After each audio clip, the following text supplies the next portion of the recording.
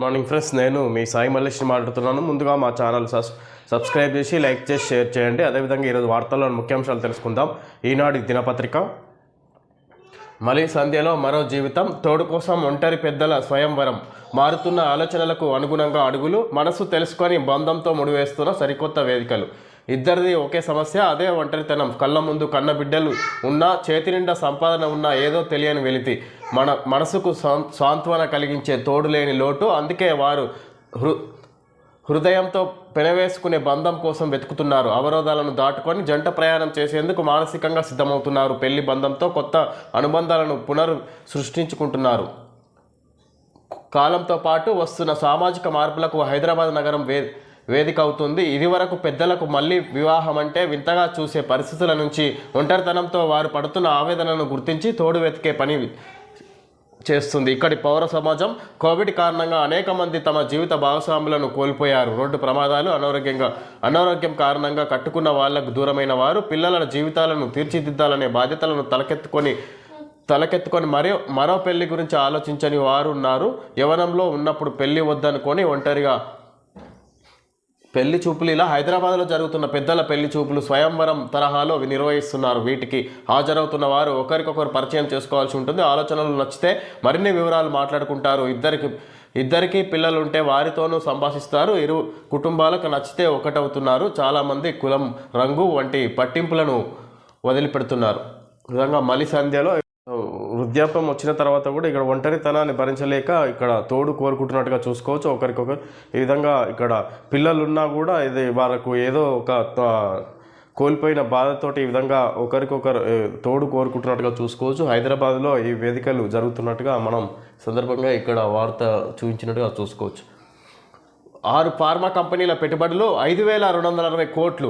ఔషధ రంగంలో 12,490 ఉద్యోగ అవకాశాలు. గ్రీన్ ఫార్మా విలేజ్లో పరిశ్రమల స్థాపన, ప్రభుత్వంతో అవగాహన ఒప్పందాలు.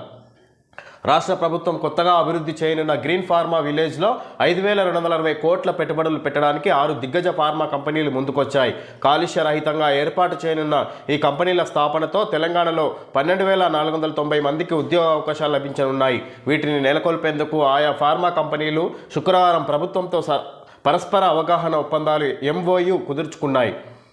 ఐటీ పరిశ్రమల శాఖ మంత్రి డి శ్రీధర్బాబుతో కలిసి MSN group, Laurus Labs, Grand Pharma, doctor Reddy's Laboratories, Aurobindo Pharma ఆర్బిట్రేషన్పై నిర్వహించిన కామన్వెల్త్ సదస్సుకు హాజరైన శ్రీలంక సుప్రీంకోర్టు న్యాయమూర్తి justice BR Gavai, high court CJ justice Alok Aradhe, CM Revanth Reddy. మధ్యవర్తిత్వంపై విశ్వాసం పెరుగుతుంది, సదుపాయాలు ప్రచారానికి చేయూతనివ్వాలి. సుప్రీంకోర్టు న్యాయమూర్తి జస్టిస్ BR గవాయ్ పిలుపు. 6 ఫార్మా కంపెనీల పెట్టుబడులు, 5,260 కోట్లు. ఔషధ రంగంలో 12,490 ఉద్యోగ అవకాశాలు. గ్రీన్ ఫార్మా విలేజ్లో పరిశ్రమల స్థాపన, ప్రభుత్వంతో అవగాహన ఒప్పందాలు. ఈ విధంగా ఫార్మా కంపెనీలు ప్రభుత్వంతో ఒప్పందం చేసుకొని ఇక్కడ తెలంగాణలో పెట్టుబడి పెట్టే విధంగా ఫార్మా కంపెనీలు ఏర్పడబోతున్నాయి అన్నట్టుగా చూసుకోవచ్చు. ఈ సందర్భంగా ఇక్కడ 12,490 ఉద్యోగ అవకాశాలు రానున్నట్టుగా ఔషధ రంగంలో ఈ సందర్భంగా ఇక్కడ చూసుకోవచ్చు. మనం 5,260 కోట్లు ఫార్మా కంపెనీల పేరిట ఇక్కడ పరిశ్రమలు నెలకొల్పనున్నట్టుగా చూసుకోవచ్చు. ఇక్కడ మధ్యవర్తిత్వంపై విశ్వాసం పెరుగుతుంది, సదుపాయాలు ప్రచారానికి చేయూతనివ్వాలి. సుప్రీంకోర్టు న్యాయమూర్తి జస్టిస్ BR గవాయ్ పిలుపు. ఆర్బిట్రేషన్ నిర్వహించిన కామన్వెల్త్ సదస్సుకు హాజరైన శ్రీలంక సుప్రీంకోర్టు న్యాయమూర్తి జస్టిస్ నవాజ్, సుప్రీంకోర్టు న్యాయమూర్తి justice BR Gavai, high court CJ justice Alok Aradhe, CM Revanth Reddy. ఆర్బిట్రేషన్పై నిర్వహించిన కామన్వెల్త్ సదస్సుకు వీళ్ళంతా హాజరైనట్టుగా చూసుకోవచ్చు న్యాయవాదులు. శ్రీలంక జడ్జి న్యాయమూర్తి, శ్రీలంక సుప్రీంకోర్టు న్యాయమూర్తి కూడా హాజరైనట్టుగా, నవాజ్ అతని పేరు, జస్టిస్ నవాజ్ హాజరైనట్టుగా చూసుకోవచ్చు. సుప్రీంకోర్టు న్యాయమూర్తి justice BR Gavai, high court CJ justice Alok Aradhe, CM Revanth Reddy. విధంగా ముఖ్యులు హాజరై విధంగా సదస్సులో చర్చించినట్టుగా చూసుకోవచ్చు. మధ్యవర్తిత్వంపై విశ్వాసం పెరుగుతుందన్నట్టుగా ఇక్కడ సమావేశంలో దానిపై ఇక్కడ మాట్లాడుకొచ్చినట్టుగా చూసుకోవచ్చు. సుప్రీంకోర్టు న్యాయమూర్తి జస్టిస్ BR గవాయ్ పిలుపు, సదుపాయాలు ప్రచారానికి చేయూతనివ్వాలన్నట్టుగా ఆయన పిలుపునిచ్చినట్టుగా చూసుకోవచ్చు. భిన్నత్వంలో ఏకత్వం మన గొప్పదనం లోక్మందన్ కార్యక్రమంలో లోక్ అవలోకన్ పుస్తకాన్ని ఆవిష్కరించిన రాష్ట్రపతి ద్రౌపది ముర్ము చిత్రంలో లోక్మందన్ ప్రధాన కార్యదర్శి నందకుమార్, మంత్రి సీతక్క, గవర్నర్ జిష్ణుదేవ్ వర్మ, కేంద్ర మంత్రి కిషన్ రెడ్డి, ఆర్ఎస్ఎస్ చీఫ్ మోహన్ భాగవత్.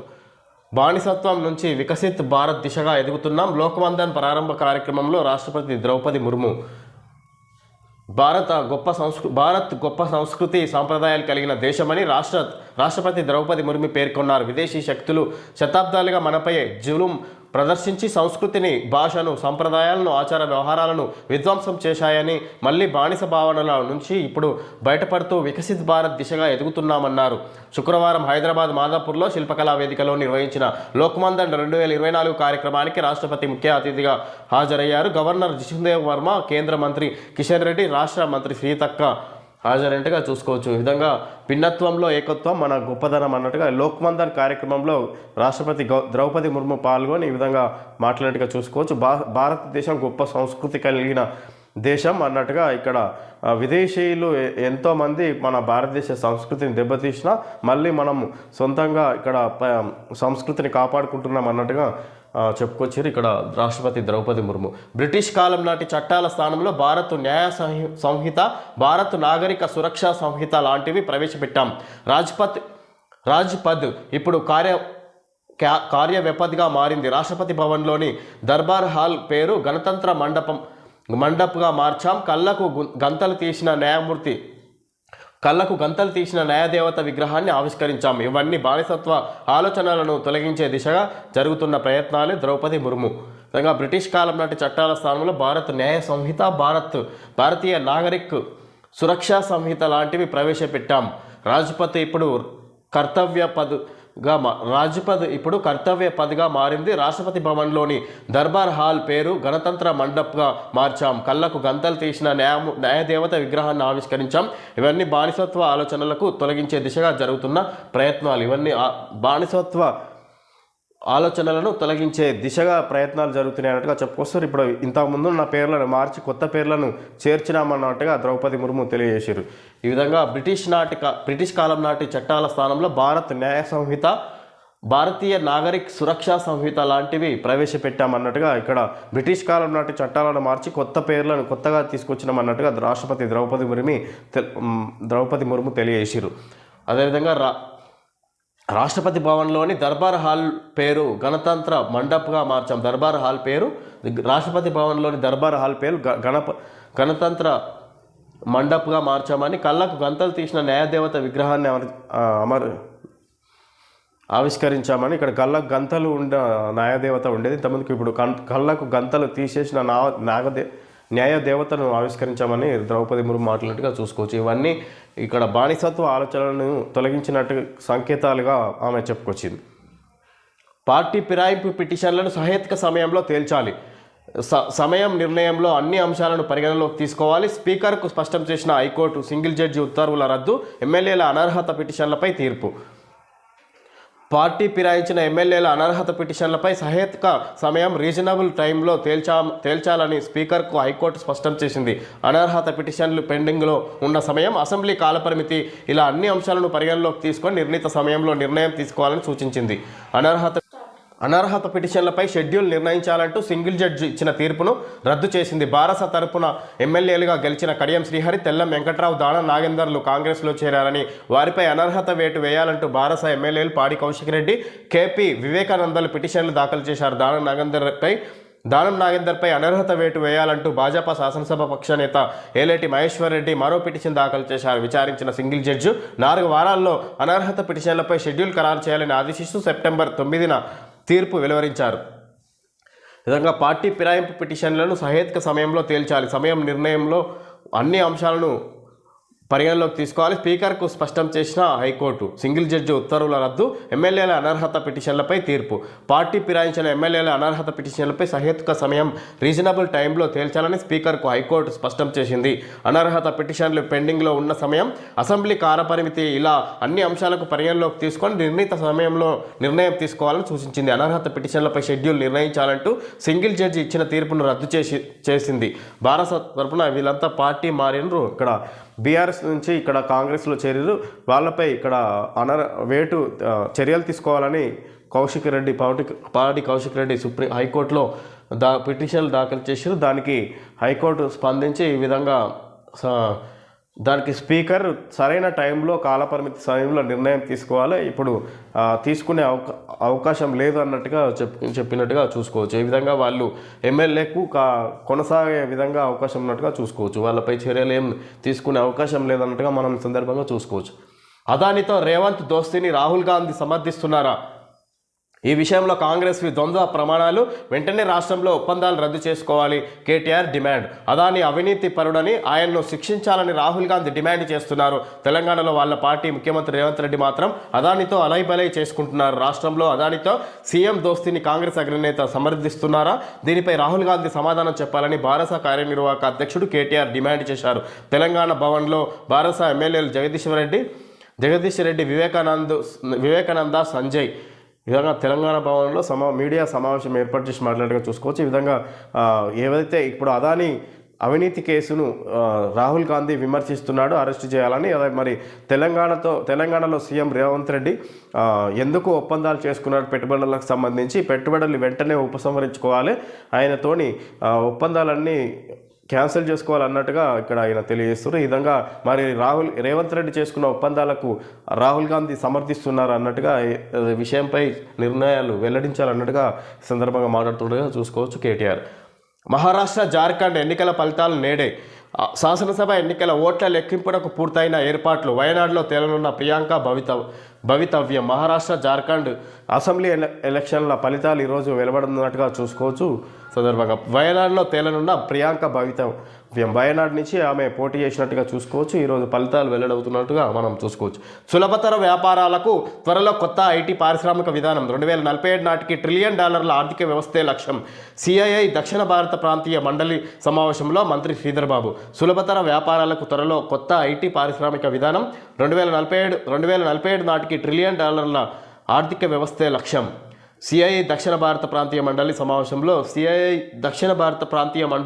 సమావేశంలో మంత్రి శ్రీధర్ బాబు మాట్లాడారు. ఈ విధంగా కొత్త పారిశ్రామిక విధానాన్ని, సులభతర వ్యాపారాలకు త్వరలో కొత్త ఐటీ పారిశ్రామిక విధానం తీసుకొస్తారంట. 2047 నాటికి $1 ట్రిలియన్ ఆర్థిక వ్యవస్థే లక్ష్యం. అంటే ఆర్థికంగా మరింత మెరుగుపడేందుకు విధంగా $1 ట్రిలియన్ లక్ష్యంగా పనిచేస్తామన్నట్టుగా తీసుకొస్తాం, ఆ పారిశ్రామిక విధానం నెలకొల్పుతాం అన్నట్టుగా మాట్లాడుతున్నారు సమావేశంలో శ్రీధర్ బాబు.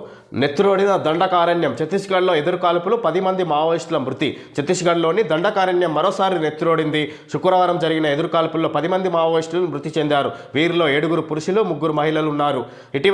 ఇటీవల నారాయణపూర్ జిల్లాలో ఎదురుకాల్పుల ఘటనలో సుమారు 38 మంది మృతి చెందిన ఘటనను మరవక ముందే మావోయిస్టులకు సుక్మా జిల్లాలో అదే తరహాలో కోలుకోలేని దెబ్బ తగిలింది.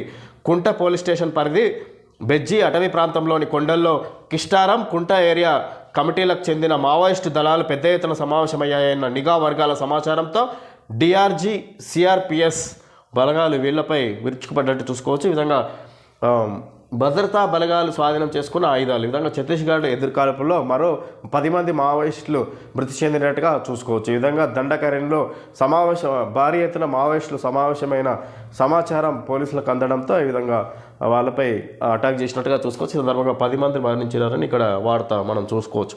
ఇన్ఫార్మర్ల నెపంతో 2 గిరిజనుల హతం. ములుగు జిల్లాలో మావోయిస్టుల ఘాతుకం. ఈ విధంగా ఇన్ఫార్మర్ల నెపంతో ఇక్కడ ఎవరో మావోయిస్టుల సమాచారాన్ని పోలీసులకు అందజేస్తున్నారని ములుగు జిల్లాలో ఇద్దరిని మావోయిస్టులు చంపినట్టుగా చూసుకోవచ్చు.